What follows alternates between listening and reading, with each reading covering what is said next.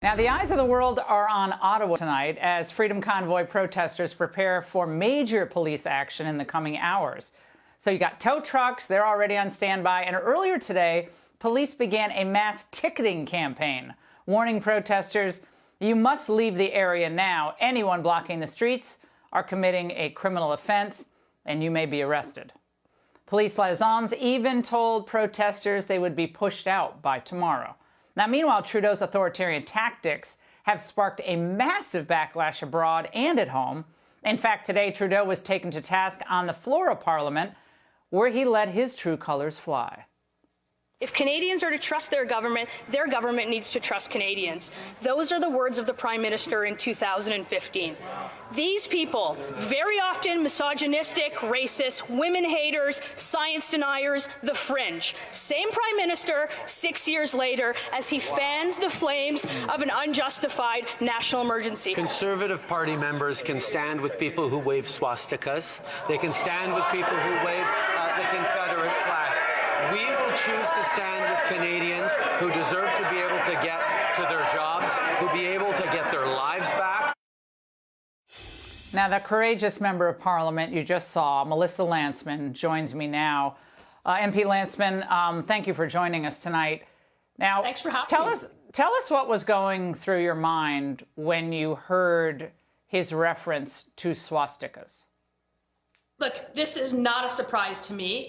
You just said it. This is his true colors. I sit there and watch him divide and wedge and stigmatize Canadians every single day. And today, the rest of Canada saw a G7 Prime Minister go after a Jewish member of Parliament and then walk away and not apologize.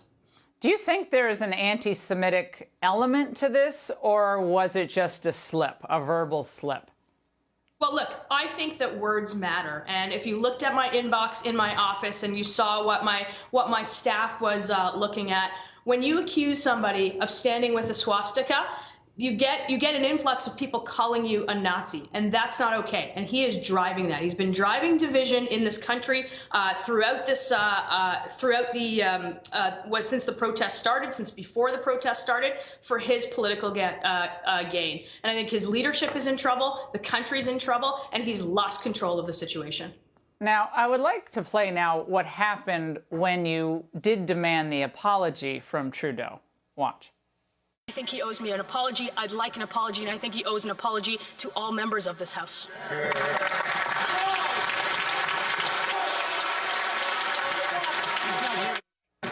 Now, MP Lantsman, he actually left after insulting you like that. That was his response. Kind of, his run and hide is kind of his trademark at this point. Your reaction?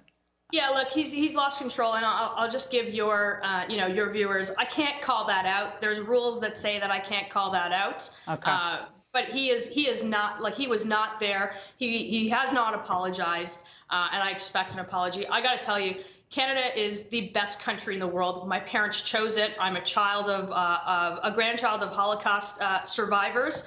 And to watch what is happening and what the Prime Minister is driving in this country is frankly egregious. How much hate has been directed at you and others who just believe in free expression and the right to protest, even take away concerns about mandates and the truckers and cross-border traffic? Set that aside. How much hate have you seen out there just directed at you? Look, I think the division in this country is growing, and it's growing because of the Prime Minister's rhetoric on this. We've got an urban-rural divide. We've got an east-west divide, and that's being wedged by the Prime Minister. I'm the party's transport critic, so we've been calling to an end to these mandates, particularly the cross-border trucking mandate, since earlier this year. We've got one of the highest vaccination rates, and we also have we are the country with the highest, most draconian restrictions. So if he wants to end this today, he could have done that 19 days ago before putting forward a national emergency that is not justified. He could have gone out and talked to people rather than calling them racist and misogynist, and we could have put an end to this. He can drop the mandates and he can drop the restrictions today, and I think that we will have a much more cohesive country. MP Lanceman, thank you very much for joining us tonight and being a leader in your country at this point. Hey, Sean Hannity here. Hey, click here to subscribe to Fox News YouTube page and catch our hottest interviews and most compelling analysis. You will not get it anywhere else.